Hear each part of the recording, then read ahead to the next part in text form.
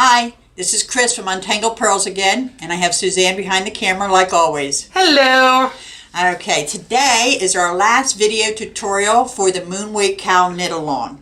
Okay, as you can see here, I have my cowl. It's completed, other than putting it together. And it's made out of soft yak decal. Okay, so the first thing you want to do is block your cowl. Now, here is the edge where I did all my changing color edges. I kind of put it right on the edge so nobody's ever going to really see it. Now normally I wet block most of my projects, especially big sweaters. But today I was a little busy last night knitting a baby sweater for my first great grandson Hudson. And I was a bad girl, so I didn't wet block. So this morning I ended up steam blocking my cowl. But it turned out really nice. The soft yak did very well with it. So everything checks. Now today we're going to talk about weaving in ends, or the lack of how much you have to really weave in. We're going to unzip our provisional cast on and put it on needles. We're going to Kitchener the two sides together. We're going to also do a little duplicate stitch with the final piece of yarn that's going to be connected. Now what you're going to need today is, I'm going to need 2 needles because I took my needle out of my one end and I put on a stitch holder. A lot of times you can use just straight, a piece of scrap yarn. I just happen to have this. It's really handy. It makes it easier to get on the needle. So I need 2 needles, one for each end, scissors to cut out yarn, a darning needle, and 2 locking stitch markers. They do need to be locking. It's for a little technique that we'll show on the Kitchener. So give me a moment. We'll be right back with you. Okay, so now we've got our blocked cowl. We're all sitting here really nice. The first thing I want to do is weave in some ends. All right, now I already did this side. Now if you notice, I really didn't go too crazy. I just wove down a little bit, put a little bit in, and that's it, and let them hang. They're going to be inside the cowl. They're going to disappear, and we're not going to see them. But I do have a couple over on this side that I still haven't done. So I hooked one up. Here's my yellow. And all I'm going to do is go in and loosely. See, the nice thing about it being inside, we don't have to worry about really what it looks like. We just want it to hold just snug enough that it'll keep the stitch firm on this side. We're really not worried about it backing out too much. So I'm going to just do 2 or 3 up and downs, picking up only 1 layer. Okay, that one's done. I'm going to leave it hang. No cutting it off. Just go about getting them in and let them hang. You're not going to really feel them or see them, so why worry about it? I don't worry about matching colors because as long as I grab 1 layer, it's not really going to show on the other side. And then I'm going to let this one hang and repeat. There we go. Alright, so we weaved in our ends. We still have the one last piece attached, the last yarn that we showed with, which will be your final color. So now we got to take the provisional cast off, and we're going to put them on needles. So remember that nice tie I told everybody to make a big flag showing them? There's mine. Okay, so actually I'm going to cheat and cut mine off because I made such a tie on it. And now I'm going to pull this out. If you need to use your knitting needles, you can use it. And I'm taking out that loop, that one where we pulled it through. And now I'm going to unzip her. Now you can hold your yarn down. And if you get nervous, you can stop. Now, the needle you put it on, I'm going to tell you right now, I'm using a size down. So I'm using a size 6 instead of a size 7 because it's really not going to make a difference when I'm Kitchenering. And now I'm putting the stitches back on the needle. I am not worrying about their direction. I will worry about that afterwards. So now I'll unzip a few more. Alright. And I just keep picking up these stitches as I move along and get them back on the needle. So using a smaller needle would actually probably be advantageous. And you might want one that's a little longer. You don't need to use a 16-inch needle anymore either because you're not going to be knitting with it. They're just going to be holding the stitches for you. So you can use a 40-inch for all I care. Actually, I purposely put on the longer needles because I don't want the needles to get in my way when I'm trying to Kitchener. So comments for the peanut gallery here. This looks absolutely terrifying, and I just want to remind everybody that it's not. Take your time, breathe, don't panic. It really is not that hard. Don't overthink it. Just pull, if you only feel comfortable pulling out 3 or 4 at a time, just pull 3 or 4 at a time. Don't worry which direction the stitches are going onto the needle, okay? And then as you get a little more braver, you might pull out more, okay? So I'll be right back with you when we get to the end. Okay, so now if you got a little intimidated and you're scared about unzipping and putting it back on the needles, you can do a lifeline. So you can see my green stitch here. I'm going to pick up one leg. I'm going to skip so I'm picking up every other leg, which means I'm picking up one leg of every stitch. Our initial row was all green. So I know I just got to pick up every other green. And then I have a yarn in here. Now you want to make sure that you don't split your stitches here or that provisional cast on. Because if you split it by accident, it'll make it more difficult. So just pick it up. And now you have a lifeline. So you could, and I'll do it for here, if I pull this out, this lifeline has all those stitches. So now I can go in and grab it, and I don't feel like they're going to drop. Oop, I missed one. Don't miss one. Look what I did. All right, but now you can go in and follow that lifeline and grab those stitches. I'm going to grab the one I missed. So, and then you can put them on that. Now, I prefer not to use a lifeline, and I have no problem just ripping them all the way across to the end. Okay, and you can see how it just pulls out. And rather than pull it, yank it through, I'm going to just cut it halfway. So I only pull a little bit through. And now I'm going to go ahead and finish putting these back on, and I'll be back with you in a minute. Okay, so I got it on the needle now. Now remember when I picked them up, I said don't worry about what direction you're picking them up because you don't want to pull them. You wanted to keep them nice and loose. So now I'm going to take 2 seconds and I'm going to go around and I'm going to make sure all my stitch orientation is correct. Now when I talk about stitch orientation, I talk about the right leg or the leading leg being in the front of the needle. So the yarn that comes from this side, comes from this needle, should come up and into the front of that needle. Right now, this one goes to the back. So I got to switch it. I got to move it to the front. Now it's in the front. So I'm going to go around real quick and I'm going to make sure all my stitches are oriented the right direction so that they'll be ready for my Kitchener stitch. Now a lot of times when I'm knitting, I can fix them on the fly, but being I'm going to be Kitchenering, I'm going to be focused a little bit more and I might forget. All right, so give me one moment and I'll get mine done and hopefully you get yours done at the same time. Be right back.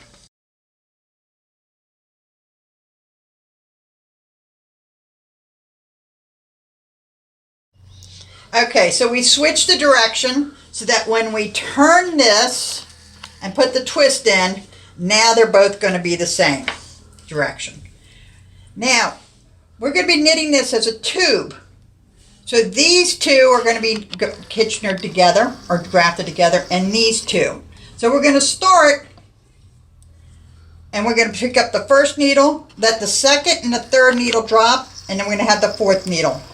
All right, now I put mine on a little bit longer needles so that I can kind of hide some of the stuff.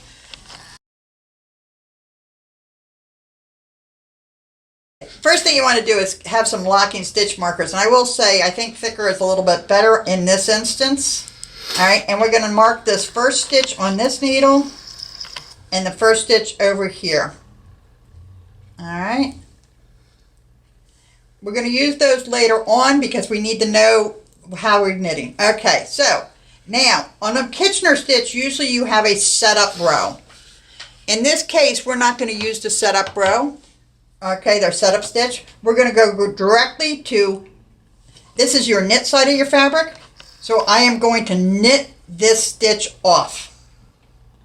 I'm going to do the setup for the second stitch, which is I'm going to turn around and go to as the purl. So it's knit off, purl, but the purl stays on.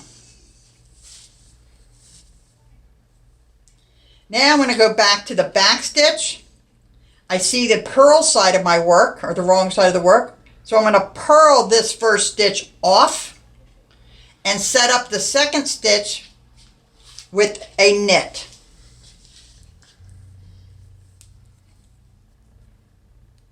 And get this little stitch marker down and out of the way. There we go. And then we're going to pull. Now we're going to bring it back to the front again. So the front is knit off, purl on.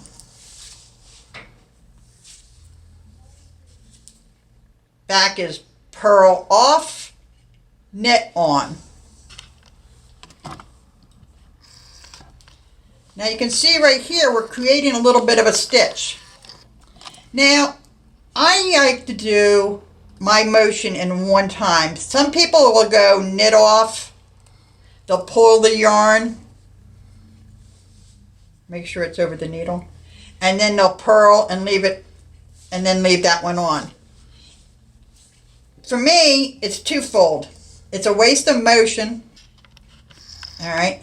But also, if I get interrupted in the middle, if the phone rings or something like that, I can't remember where I am. So if I pull this off and I pull, I don't remember if I did this whole side or not. So I rather do all in one motion. I do the 2 stitches in one motion.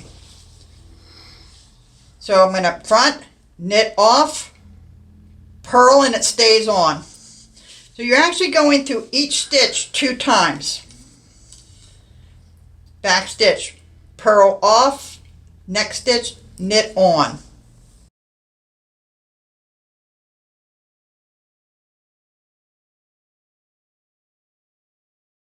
You want to also try and make sure your stitches are pretty much the same gauge as the rest of your knitting. They'll soften up a little. So I always remember by the way I look at the material. So I'm seeing the knit side of this, so I know I got to knit it to go off. And I got to purl it, do the opposite stitch to set it up for the next time.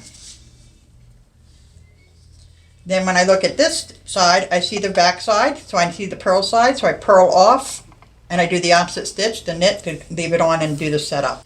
Make sure your yarn stays over top, because you're creating the stitch right over here, so this is where that yarn needs to travel. When you're first starting, you have a lot of yarn on your needle. So you want to make sure it's traveling here, not around here.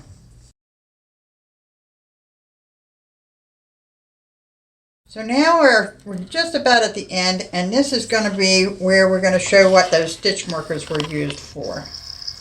All right. Now when you're doing the Kitchener stitch, you always want to make sure the stitch count matches. So I'm down to 4 on each needle now. And just a little tidbit, Lord Kitchener was the one that invented the Kitchener stitch back in World War I, because of the tips of the socks would tear up the guy's hands when they were in the feet when they were in the trenches, which was so wet and stuff like that. So it helped from that hard seam on the tip of the toe. Okay, so now we're getting way down here. So now we're getting here. All right, all right. So my knit off, purl on, purl off, knit on. Now, here comes these little stitch markers that we have. All right, so this is the front one, this is the one back here, this is the front one. We took them off as if to knit, which is great, but now we got to go into them again purlwise, because we didn't do the setup. So I'm going to knit this off. Whoop, I lost my little, I'll stick that one in there for right now. Then I'm going to come into this stitch, and I'm going to come in purlwise, because we didn't do the original setup on that stitch, so that way it completes that stitch setup. And I'm going to be real careful so I don't lose that last little stitch on the other end, right there. Okay, so I finished the front side. All right, let me untwist it. Now I'm going to twist. So now I'm going to go in this stitch purlwise, and I'm going to turn around and go back to this little guy, and I'm going to go in it knitwise, just like we would have started it. So now I can take this off, and we can close it up. Now this might be a little loosey-goosey right there, but we can play with those. Now you can turn around if you got some loose gaps. This actually looks pretty good overall. I got my loosies over here, but I can play with those a little bit. You can take your stitches and play with them a little bit and spread it out. Now what I'm going to do here is I got this tail left over, and I know I turn my work around all different directions when I'm doing things. All right, and I'm going to kind of duplicate stitch. I'm going to kind of put it in. I got to take a look at what I'm going to do and which direction I want to go. All right, I'm going to go here, under here, these two. It might even help. I can get this I'll be able to get in later. I'm going to go here and under here. Then I'm going to go back up here under these two. So see how I'm kind of like laying one stitch right on top of another stitch. I mean one right on top of it. And I'm matching the color, so then this is going to go be underneath these two legs. Then it's going to come over here and it's going to go underneath those two legs. And then I can cut it.